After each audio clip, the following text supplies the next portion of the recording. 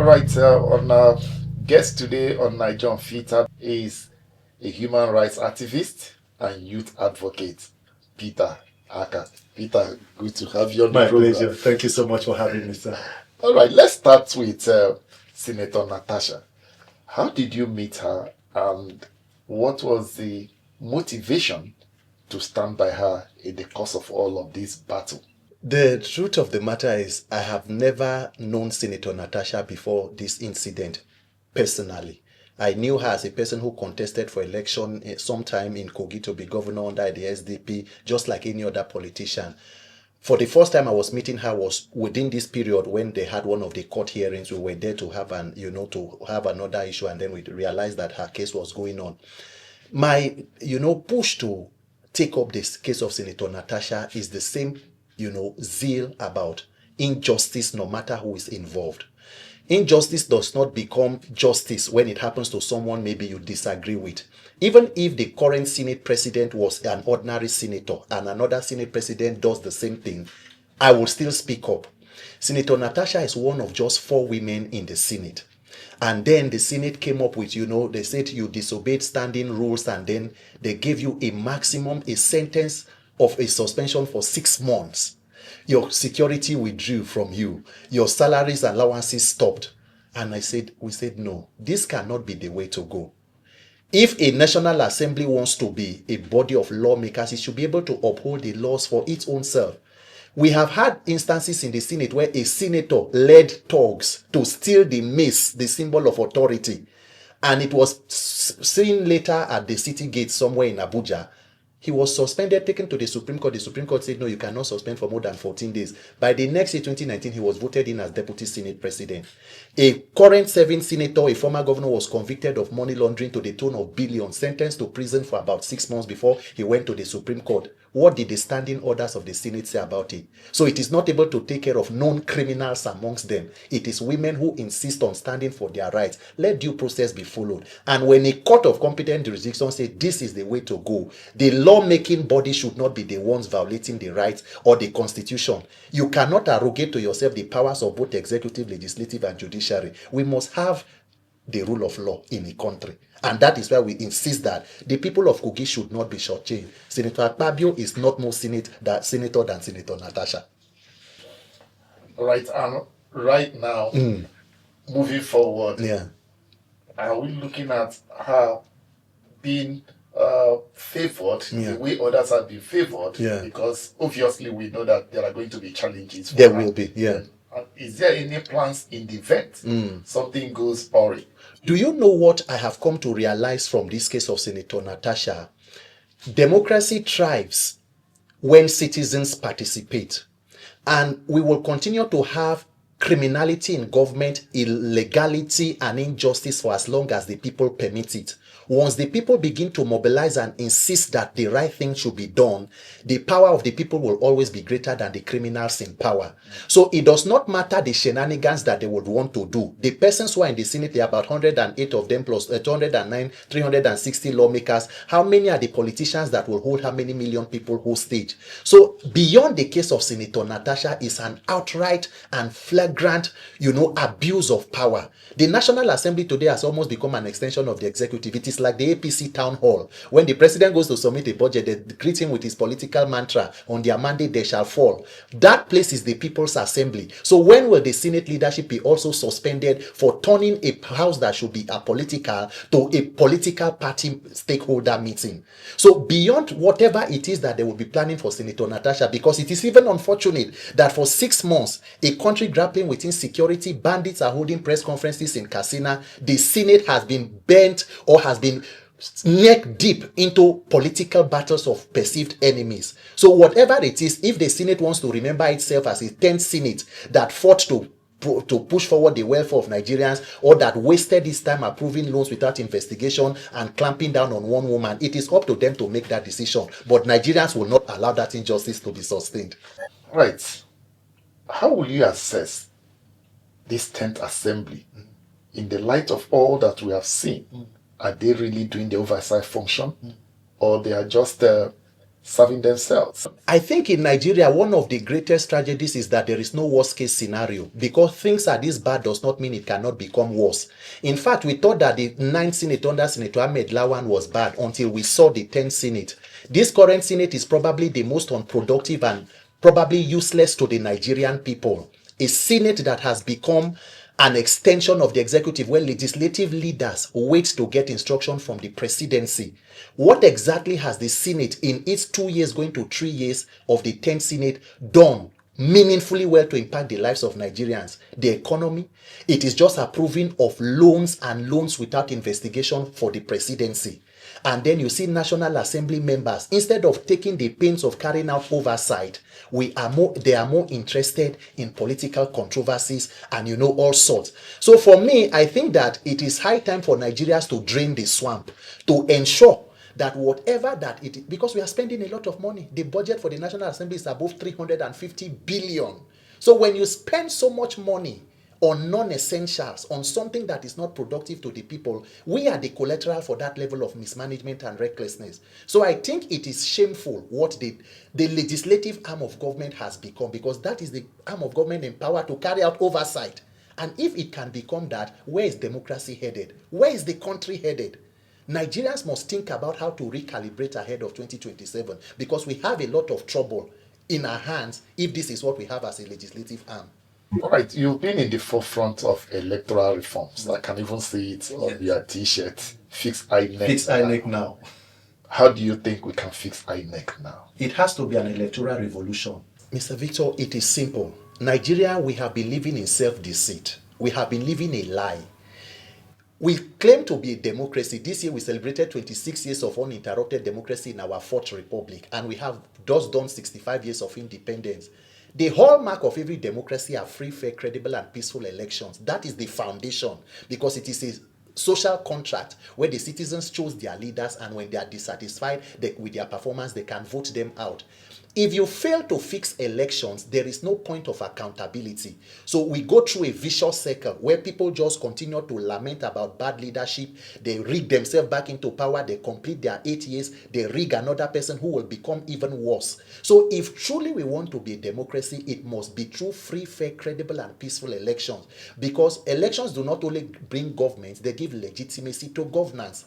That is why it became very important that, look, INEC and the electoral process and the judiciary have become the weapon fashion against Nigeria. We must put a spotlight on it. Since 1999, the current president is the only president who has not come out to talk about electoral reforms and free and fair election, even though he prides himself as being one of the persons who fought for the June 12 MKO Abiola mandate, which was all about free and fair elections. 32 years later, Nigeria cannot boast of conducting credible elections. Even the late President Yaradua admitted that the elections that brought himself and the then Vice President Jonathan, he said they were flawed. We needed to improve on them. Unfortunately, he passed. But President Jonathan took it a step further to sign the 2011 Electoral Act, conducted the elections that were seemingly free and fair that brought President Buhari. Then the destruction of INEC and the judicial system began. And that is where we are today. And if we fail to fix it, and they consolidate on what happened, the criminality we call elections of 2023, then we are done for as a country, because there is a template. The current ruling party has a pedigree. We have Lagos State to look at for the last 26 years. Nigerians must fix that system of accountability. Whoever that Nigerians chose, let it come as the mandate of the people. You cannot come through the window and claim to be sanitizing the house. No. The process of getting into power is more important than what you do with the power. That is why we are on this. A lot of people have said that Nigerians have lost interest in INEC. Yes. INEC itself is also saying that Nigerians have not lost confidence in them. That is about the individuals, it's not about INEC. How do you react to that? I think it is unfortunate, because the leadership of INEC should bury their heads in shame. The professor of INEC, the INEC chairman currently, his tenure will soon be finishing. In a normal society where there is a rule of law, the INEC chairman should be on a subject of investigation. And I say it with unequivocally. If you collect 300 and something billion to carry out one particular project, you say the electronic technology will be the game changer. You needed about 150 billion and all of the position papers you did. Sir, on the day of delivering, you said the Senate result could pass through the server, but the presidential could not, because there was a glitch. Sir, do we know what caused the glitch? Has INEC told us why we should not have further glitches moving forward? The politicians, have they come out to say, in the minimum, let us know why taxpayer money should be wasted in such a misadventure and on the day of delivery it fails? Until date, there is no conversation about electronic tech. In fact, the 2023 election has not even been reviewed by this current INEC chairman who is about to go. And when you say the people do not trust the process, INEC data for 2023, total number of registered voters was about 93 million. Collected PVCs were about 87 million according to INEC.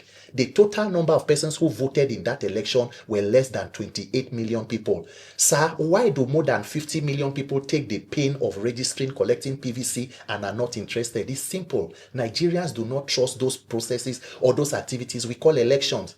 In the words of one of the African Union observation team that came in 2023, they say what we came to do was not election monitoring, it was a crime watch. Imagine leadership that comes from a process of criminality. How does the country move forward? And INEC is telling people that it's not about. So for us now, it is to plug the loopholes. If the judiciary had done what they needed to do, we will not be where we are. But unfortunately, the judiciary have decided to be a willing tool in the hands of the politicians. So we need to plug every loophole and ensure that there is less human interference no matter who is running the agency, and then mobilize to protect your vote. But I personally believe that what will change elections in Nigeria is an electoral revolution. I mean, it has to become a national conversation. The issues of election in Nigeria must be raised to the level of a national crisis, because failure to do so will just allow us to be at the mercies of the politicians in government and persons who they install there. The act is clear. The guidelines for INEC are clear about how to appoint persons. But of course, it's solely the prerogative of the president. Persons are saying that, oh, you may need to now amend the law so that it is not just the sole responsibility of the president, who will also be a participant or a contestant, picking the umpire. But then again, to what extent can we really control the interference of people? Even those who may not be card-carrying members, by the time they get in there, how do you control their own activities? That was why it became important that, can technology insulate the process from human interference? And even when you raise all of these issues and say this person should not be a national commissioner, the person is a card-carrying member, what judiciary are you going to take the case to, sir? So Nigerians must wake up, because even now, the electoral reform, there is no political will from this 10th assembly to... If you pass electoral reform and do free and fair election, you are almost saying that 90% of the current politicians should retire and go out of office. So it will take a critical mass of Nigerians to wake up and insist that the right thing should be done, or else we continue in these irregularities. If you are to ask to point one or two steps you think should be taken to achieve these electoral reforms, what will it be? Occupy National Assembly. Nigerians must mobilize civil society, everybody who means well for Nigeria. As the Senate resumes and begins considerations, they will begin a public hearing and all of those calisthenics about trying to do this, because of course politicians will be politicians. If they give you reform A, they open a loophole by B, because you know you cannot have it all together. So everybody must, in Nigeria they will say men must mount. Nigerians must put maximum civic pressure to implement or express your right to peaceful assembly. Put the pressure you need, and then begin to look at the critical part of what part of the Constitution or the Electoral Act and the INEC guidelines, whatever that needs to be amended should be amended. And then, of course, there is the part of almost every case, every political contest in Nigeria ends up in the judiciary. Should the courts be choosing leaders for the people in a democracy? That is, we have shortchanged the will of the people. We can as well decide that the court should tell us who should be governors and senators. Let everyone go to bed. We have to fix this broken system, and it will take Nigerians waking up and realizing that our lives depend on the quality of elections and leaders we produce. You talked about the judiciary. How would you assess the judiciary? Looking at 2023 elections going forward, how would you assess them? In all honesty, I have said it severally that I do not believe Nigeria has a judiciary. The judiciary is an independent arm of a democratic government that is capable of dispensing justice for the state and not for statesmen. What Nigerian judiciary has proven to be is the legal department of any political party in power, where politicians and strongmen control whatever. You can see what is going on, where people become SAN through whatever means that they be. Spouses of politicians just move from high court to the appellate court, then to the Supreme Court.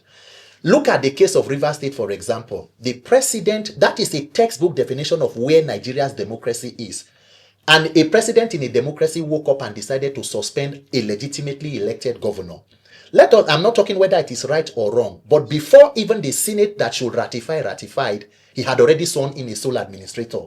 The National Assembly that should ratify with 2/3 majority decided to use a voice vote. Now, the voice vote was used to uphold the illegality that was done by the executive. PDP governors approached the court, and for 6 months, the Supreme Court was unable to entertain a suit to determine the legality of a process until that 6 months expired and the governor came back in a so-called peace deal. So if you can see the tragedy of the three arms of government, you should know that Nigeria is in dire strait. Nigeria is in serious trouble. The judiciary that should be called the last hope of the common man has become the last hope of the uncommon man.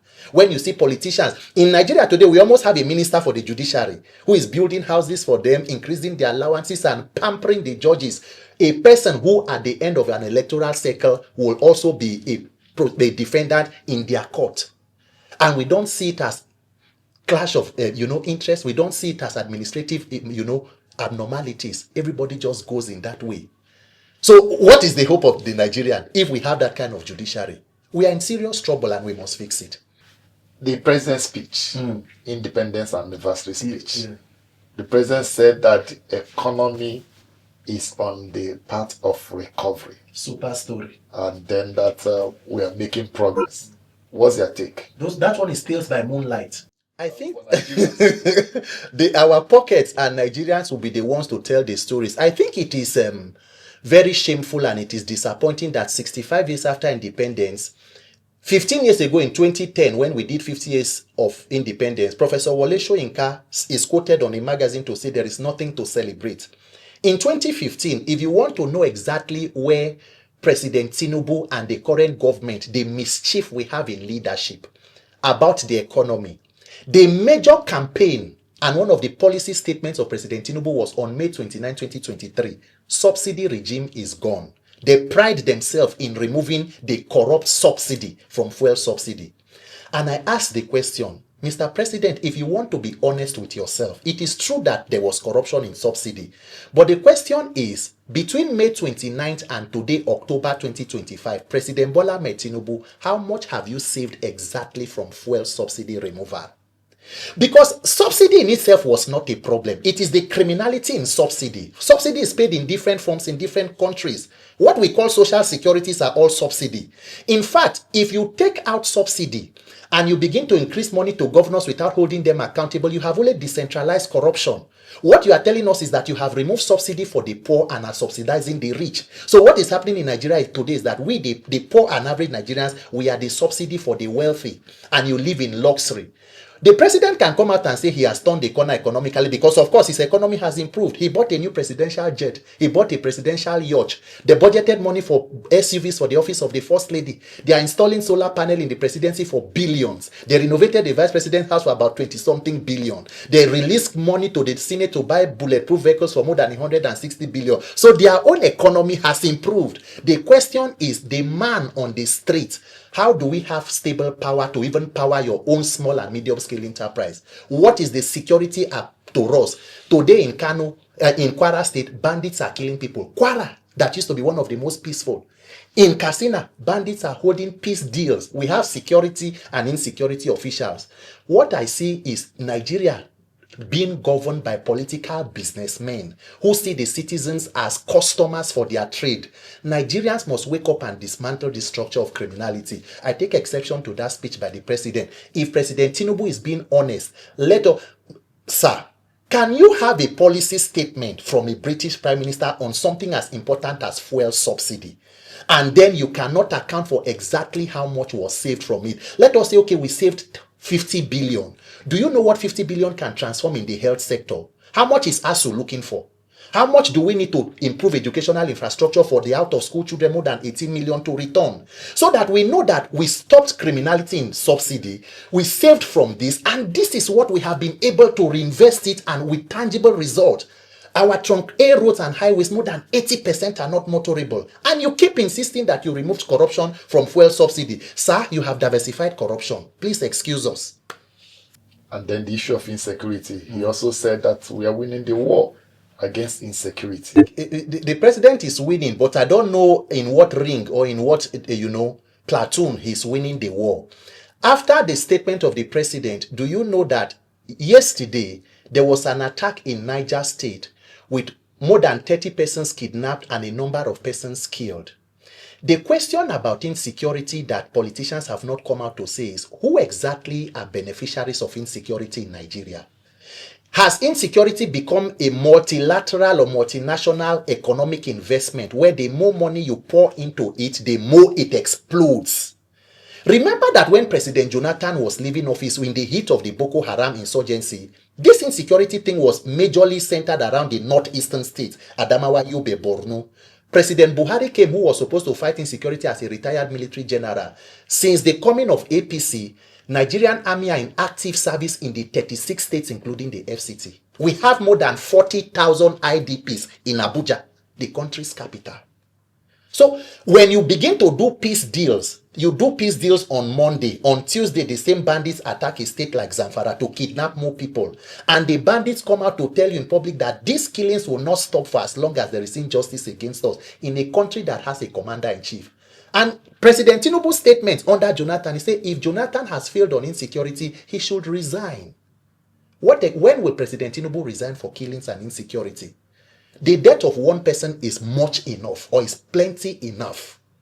But it has become a norm. In today, we just compare statistics in Nigeria. Oh, now 10 people they killed. Oh, last time they killed 40. Recently, bandits attacked NYC corps members in Kebbi State that I know of. The NYC corps was asking them to contribute money for them to be brought out from the villages to the city in Bremen, Kebbi. A lot of them use their own transport money and have come back to Abuja and are seeking for redeployment. A lot of unreported stories going on around. But the president can sit at the comfort of the villa with a televised speech or a teleprompter and read whatever he wants to read. How safe are Nigerians today? It is up to all of us for how long this impunity and recklessness will continue. If I'm to ask you, are we better off pre-2015 than we are today? I think the answers and the everything speaks to itself. How much was a bag of rice in 2015 when Jonathan was handing over? How much was a liter of fuel? It is this same administration that protested against Jonathan removing oil fuel subsidy in Occupy Nigeria. Have you forgotten in 2012? What exactly when President Jonathan, as corrupt as they say his government was, he even had a plan. There was Shopee, there was UWIN. I know people who benefited from UWIN without knowing anybody in government. In that government that was seemingly corrupt. So what exactly are the incentives available to people today? 10 years after the Jonathan presidency and counting, we have become the world's headquarters for extreme and multi-dimensional poverty. We are probably the third most terrorized nation in the world. So what are the economic indices? You are bringing taxes. Do you tax the people into prosperity? What is the prosperity and employment or productivity you have built before you want to take tax from them? All the taxes you have been collecting in Lagos State, 25 years later, how has the infrastructure of the state improved commensurate or vis-a-vis its IGR? We just take money for people to embezzle and to steal. Today in Nigeria, what can the minimum wage afford? How much, if even you employ a person and you pay the person 150,000 or 200,000, how much is a self-contained in Abuja? So Nigerians, the question is left for all of us to answer. How better off is our life? And then, of course, some regional leaders said they were going to expose those politicians behind insecurity in Nigeria and, of course, within the sub-region. Yes. What's your take on that? Sir, can you count how many times under the Buhari presidency, the presidency came out to tell Nigerians that they will expose the sponsors of terrorism in Nigeria? What happened? Why did no one hear of it again? Do you remember that there was an incident, an event in Taraba State where the former Minister for Defense in Nigeria, retired General T.Y. Danjuma, stood on the stage and said the military, they collude. They collude. You know, if an ordinary citizen makes that statement, the person will be called into questioning. Till today, was there any investigation into the statements made by the former Nigeria's Minister for Defense? It then means there is more that is not being said than is being said. So whatever it is that regional governments are going to do, because the insecurity as it is today, it affects almost Everybody in the sub-region. The borders are so porous. They say people, you can cross from Naija into this and cross from this. And if we continue with that level of, irregularity and all of that, it will never end because there is no sincerity of purpose. So I do not even see the political will. If you have a situation where in 2018, or was it in 2019, remember when police officers from the IGP went to Taraba to arrest a kidnapped suspect. On their way, they were attacked by men of the Nigerian military who opened fire, killing about 3 officers and a civilian. And guess what? The kidnapper was able to escape. So if you have a situation where it has become so cold, you don't even know. The National Security Advisor of President Tinubu, Alhaji Nuhu Ribadu, he admitted in Plateau when he visited, he said most of the arms criminals are using to kill people in Plateau are arms that were stolen from government armory. Criminals are taking weapons from government and killing citizens, and we do not know how it happens. They say that law enforcement should stop selling arms to criminals. So there is a fingering of certain law enforcement officials, even in the insecurity. It has become an enterprise economically. You must untangle and unravel it. This current political class will not go anywhere. We will just continue to do this play and hide and seek game. If they do in Plateau today, we go there, we send thoughts and prayers. The whole of Nigeria today needs thoughts and prayers. Right, sometime, I think, if I can still remember, you were quoted as saying you vow that you were sure Akpabio is not re-elected in 2027. How do you intend to achieve this, and why do you feel paid by Akpabio's presidency of the Senate? To be very clear, it was not a statement directed at just Senator Godswill Akpabio. I do not know him personally. I'm not from Akwa Ibom State. I'm not from his senatorial district, so I can't vote for him. It was a broad statement indicting his leadership. He has been a former governor, a former minister for Niger Delta Affairs, a former Senate minority leader. Today, he's Senate president. He has proven that he cannot use public office power for the good of the people. And if we fix an electoral process, I stated clearly that politicians like him would not be there. That is what we mean by having competent people in public office. Because remember that there is even a case of a professor who conducted elections that somebody is a beneficiary of, who was sentenced to prison, and the person who was a beneficiary of the election is seated in the upper chambers of the National Assembly. The Senate president contests the Senate primaries as a senatorial candidate while still contesting as the PDP or as the APC, a presidential aspirant in the APC. It is not about a person. It is about the Nigerian people.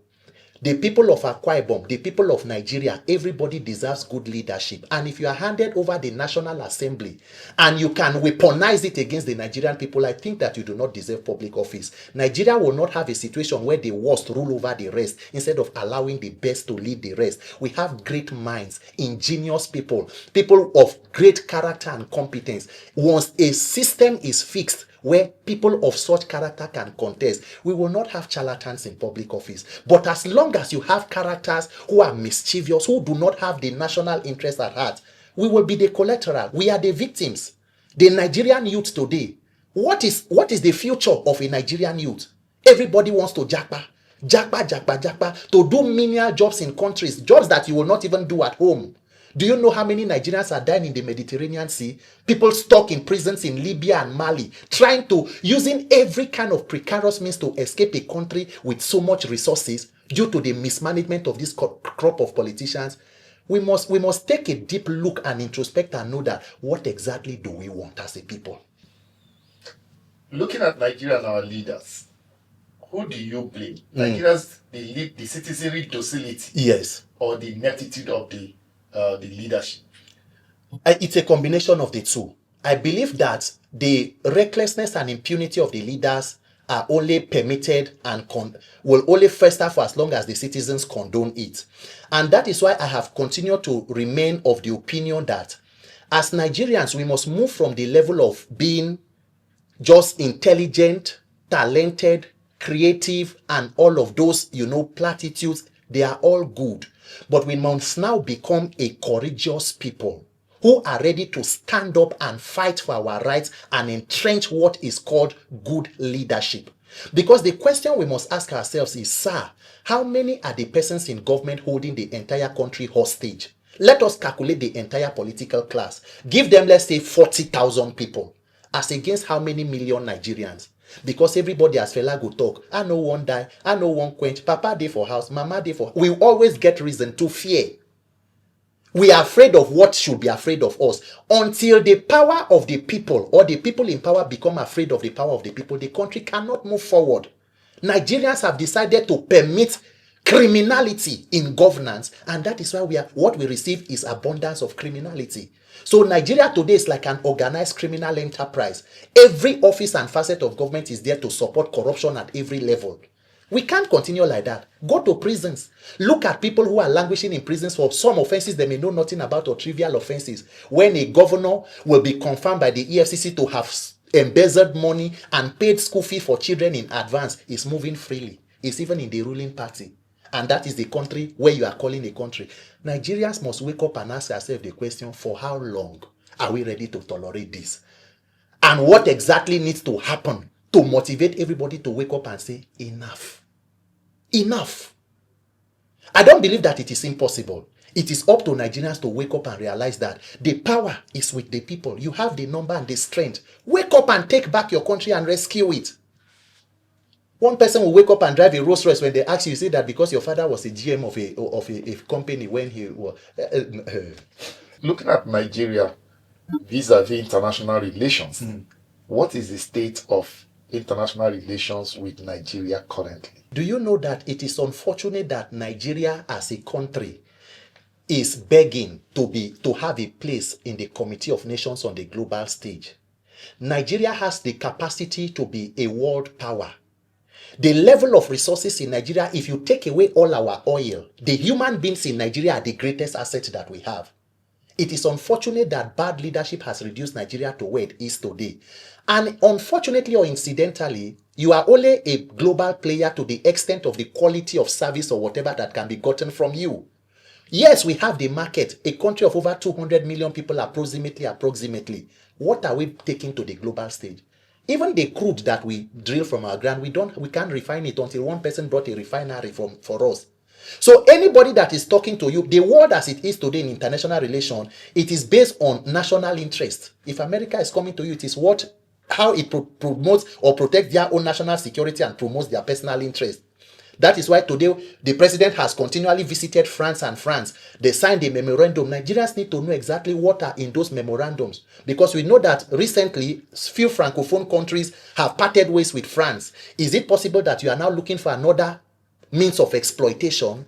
So for as long as you do not set your house in order, it is not the same way that the G7 group will relate with the South African government that they will relate with the Nigerian government. How many is the South African population as compared to Nigeria? Because with all your population, you have not turned it to a productive... The Ukraine, in the middle of a war, has been sending grains to African countries. Nigeria, without any war of an external force, cannot feed itself. Look at land in Taraba. When some politicians talk, they will say, no, be statistics will go chop. But look at Niger State, as big as it is. Flood killed more than 800 people. Everything ravaged. The land is just wasted. It has rather been overtaken by terrorists and bandits. How big is the land of Israel? That is a global superpower. The people that are dying in Nigeria daily, how many are there? But everybody is focused on Ukraine and Israel because they are strategic. They have more strategic importance to us. Do you know how many people are being killed in Sudan and South Sudan? As recently as even last week, a war of more than 2 years. It started shortly after Ukraine. Who is covering it? Because what are you bringing to the table? Africa must introspect, not go to hunger and be begging to be on the Security Council. Did the security of those countries improve because they were on the UN Security Council? No, it is because they had built their own security and economy. So it gave them the leverage to speak with pride. You see a Nigerian president. Imagine, even as recently as when Obasanjo was here, we still had some reputation in the global stage. Today you see a picture of the president, he's even hiding behind other heads of states. The Nigerian leader. This is a shame of a nation. Let's come back home. The FCT. How would you assess the FCT minister and his administration at the nation's capital? Well, you see the minister, I see him, it's almost like, they are almost like three arms of government in Nigeria. I think they are almost like an arm of the government because Even Independence Day post. I don't live in Abuja. I only come for, events, and I go back to. I see posters everywhere of congratulations on Independence Day to the minister. So I can imagine the level of power and, influence that a person would wield. If you look at, you will see projects going on and, all of that. My question is not always about projects. Leadership is not in building roads. Dictators build roads. It is not in coastal highway. What is the quality of life of a human being in a country? What is the human capital development? And even the so-called projects that you are doing, what is the transparency and accountability? At what cost and at whose cost? Who scrutinizes the budget of the FCT administration? We just go there. You are close to the National Assembly. It can be anything can be approved. What is the bidding process? How is it open for ordinary Nigerians who may have the capacity to deliver to also vie for these contracts and execute them? So anytime people talk about we focus on the central government, imagine us saying, okay, we want to hold governors accountable because the president said we have increased allocation to them. What agencies control grafts in Nigeria? Because we have refused to have a true federation or have a what do they call it, restructuring. Everything is centralized in the center. It is the EFCC. How many high-profile Nigerians have the EFCC prosecuted to reasonable conclusion? It is Yahoo boys. You go sting operation, you jump inside hotel, break in the middle of the night. A governor, you admitted that he's carried money so that he pays school fee of children in advance. Where is he? The day they went to go and arrest that governor in his house in Abuja here, securities attached to the governor shot in the air, forcing EFCC officials to withdraw. So you will now tell us we have given governors money, go and hold them accountable. Where is the means of holding them accountable? What governor controls any arm of law enforcement agency? In fact, even the suspension of the Rivers State governor is ridiculous when you say that because there was insecurity and unrest, the president should be suspended. You are the one who is the one in charge of security. If there is insecurity in Rivers State, the president should be held responsible. What arm of the law enforcement does the governor control? Why is there no state of emergency in Borno? Why is there no state of emergency? Go and do it in one state in the north where killings are daily basis. So if you look at across board, it is a tale of rascality, recklessness, cavalier in their own impunity. It is like a country being governed by unarmed robbers, people taking from you and robbing it to your faces. So anybody can become, you can see the convoy of the FCT minister. If you ask a question and say, how much exactly is budgeted for your logistics and your movement, it will become a problem. You will be the one who is the problem. But under due process and a rule of law, should we not know what is being spent on servicing the lives of politicians? You are a youth advocate, and some of these youth have been accused of also looking up to the politicians we criticize as their mentors. How do you intend to change their mentality to embrace issues from the perspective of a better Nigeria? It will be an unfair characterization. They are not in the majority. What exactly has the generation ahead of us bequeathed to us? What did we meet on ground? There are people like my own late father and persons in that age group who will tell you that they went to school with government scholarship even as at their time. That public schools were the pride of the country as at that time. What exactly did we meet on ground? What is there for you as a young Nigerian to be patriotic about? You are your own government. You provide your own security. The number of people, more than 18 million children are out of school in Nigeria, an entire generation. So when you see young people struggling for survival, it is up to people to do what they want to do to survive. What we are saying is that if there is a system where people should be able to hold government accountable, it should be credible and it should be made efficient. Nigerian youths came out in 2023 and in 2020 to protest against a government or police brutality. What was the response of the government? A group of young citizens unarmed, seated on the floor, waving their country's flag at the toll gate in Lagos, were met with live arms from the same government they were protesting. So what do you expect such a people to do? You have stifled the entire, it is like you are caged in your own country. You want to do business, what is supporting you? Where is access to credit? Where is power? Where is security? So a lot of persons have completely become disenfranchised. In fact, when you are talking to a lot of youths, they will tell you, see, Peter, this thing can never work. So you cannot blame people like that. And then we came out in 2023, people wanted to find another part to say, maybe let them rally around a candidate. INEC came out and told you that there was a glitch. So there is a deliberate attempt at subjugating these people. What I always tell Nigerian youths is, you cannot afford to be hopeless, because you can still become a victim of a system you choose not to pay attention to. Because it was bad does not mean it cannot become worse. For as long as we are alive, we must find the courage to fixing this system. Bad governance does not exist in a vacuum. We are the collateral for bad governance. There are certain persons who will be alive today but for the government that we have. And people will tell you it is not even made better by religious houses and leaders. It is God's will. We pray, we thank God, and we move on. Meanwhile, the same religious leader is protected by armed law enforcement officers. So it is not about youth not being interested. It is about a system that is stacked against them completely. Look at the entertainment industry where youth have been thriving. They took it from something that was almost obscure and not existent. Today, you want to even begin to tax people who built something out of nothing. So across board, it is like you are moving against firewalls. But I beg Nigerian youths and Nigerians, you cannot afford to be quiet and begin to give up. Because that is what they want. So that we become a totally captured people. The more frustrated and disappointed you are, the better for politicians. They have a field day. Nobody is talking to them.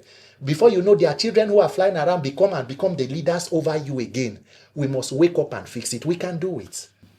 In the light of all you've seen and all you've said, do you think that President Tinubu can be beaten in 2027?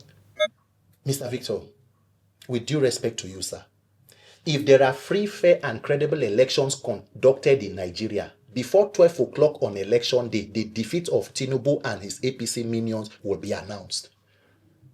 APC does not like me saying this statement. They will go to a comment section on social media and abuse it, but I am insisting and saying it. If the president is very confident in his popularity, do free and fair election. You have been de facto governor of Lagos for the more than 20 years or 26 years and counting. Influence, popularity should be influenced. If you are the leader, you are the Jagaban of Lagos. Do you know that in 2023, people were physically beaten out of polling units in Lagos for looking like a certain tribe? Who is afraid of what? Why is President Tinubu not committing to free and fair elections? The only hope and confidence is in a compromised judiciary and a compromised INEC.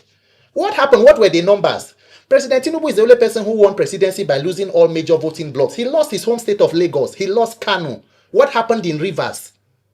Let us be honest to ourselves. We know what is... When people come out to boast and say this person cannot be beaten, it cannot be beaten through what? Through free and fair or through rigging. Let us make it clear. Let us make the statement to the end. He cannot lose. He cannot lose. Through what? Who they vote for him? Where are they? I beg you. Nigerians must put pressure on INEC. It is INEC that is the weapon fashion against you. Leave all this talk of grandstanding and... Do free and fair election. Then we know who popular. Shebi, you stood for Abiola, you believe in the MKO mandate. It was about free and fair election now. So now that you even honored his wife and gave her title of CFR and all of... So meaning you believed in democracy. So why do you Democrats not believe in free and fair election? Or Nigeria is the only democracy that is not ruled by Democrats? This is mischief of the highest level. Once you see a group of leaders like that, the citizens must wake up and insist. Let us pick our leaders. 2027, mount your guard and protect your votes. Calls for former President Goodluck Jonathan to run in 2027. What is your take? Align that with the coalition that we're seeing. Do you also think that the coalition are building strongly to challenge the APC? Sir, my first question will be, why do we need a coalition? The answer is simple. Because they do not believe that INEC will do the right thing. So because of that, every political circle, we need politicians who are disgruntled to come together and overwhelm the system, like they did in 2014 that brought the Buhari. So when you begin to coalesce and recoalesce, we become the coalition capital of the world. So imagine a leader emerging from a coalition. Let's say, for example, maybe a Peter Obi or any other politician. And then you come and say, look, I want to sanitize corruption in the oil sector. And then you look back at the coalition and see the power players in that oil sector. When you go against them and they are disgruntled, what happens? They pull the rug off your feet and they recoalesce. There will be no substitute for people, the citizens, giving a direct mandate to their leader, where the leader becomes beholden to the people and not to a bunch of political actors who only took power for the sake of power. That is what it is. A coalition that led us to where we are today, that brought the Buhari catastrophe. which was the mistake that should never have been made. So Nigerian politicians, it is important, anybody who we are paying attention to coalition and opposition, but we must elect leaders on the basis of their characters, competence, and track record in public office. Have you been able to use public office for public good? Are you financially prudent? Are you not a thief? You cannot be sitting on pension as a former state governor, still taking from federal, and all of those kind of malfeasance, and you want to still push yourself down the throat of Nigerians because the people have decided to be lethargic, to believe that we can't do anything. I do not, look, there is no substitute for free and fair elections. Let a direct mandate, look at President Donald Trump, for example, probably the most powerful person in the world. He came in January 2020. Less than 6 or 8 months, he's in a hurry to begin to fulfill all his promises. Immigration, cracking down, ending the war in Gaza, Ukraine. You know why? The US does not even give you 4 years. In 2 years' time, by 2026, they have what they call midterm elections. Either the House or the Senate can flip to another party. It makes things difficult for him in the White House. So the man is trying to implement it so that he has something to campaign. That is where leaders know that power will come from the people. In Nigeria, there is no way you will know that a people need to vote for you. You will go on a vacation when more than 100 people in your country were killed and you are on a vacation in Europe. It is because you know that there is an INEC you can rig. There is no explanation to it. You cannot treat people with disdain as though you are an emperor or a monarch, like you are doing us a favor, and you begin to boast in it and grandstand. Let politicians in opposition do what they need to do. Even the coalition, if they know the right thing to do, they know what to do. They know candidates who have national spread, who have the goodwill of the people, who have the character, and above all, who also reflect the will of the young persons in this country who are yearning for a change. They should not allow that opportunity to be bungled. So who are you supporting? All of these that you have analyzed? An Atiku, a Jonathan, or who? Shall I be honest with you? My loyalty is to Nigeria. I am voting for a better Nigeria. In that better Nigeria, I will look at the crop of politicians. Who is the person who has a track record of using public office for public good? Who is a person who is going to ensure that the young people of the country are empowered in such a way that their potentials are unleashed? Who is a person that has a track record of keeping to their words and their word being their bond? And above all, maybe a person who can move this country from consumption to production. So we should understand these qualities and the capacities that these persons bring. Nobody is a saint, but are you a thief? If you are a thief, we cannot vote for you. I am loyal to Nigeria and principles, not to a person. And anybody, you can also run for president. Who knows? 2027, anybody can run and then other people will come out. But we continue to watch the arena. The civic space is being shrunk by the day. Journalists are being harassed. Yeah. Showore is facing invitation multiple court cases. Come tomorrow. How do we address these issues and how did we get here? Showore, invitation, court here and there. What's your take? Every democracy has a free press. And if journalists and the press or media being the fourth estate of the realm cannot be guaranteed their unfettered access or environment to express and do the job that they ought to do, then we have a problem.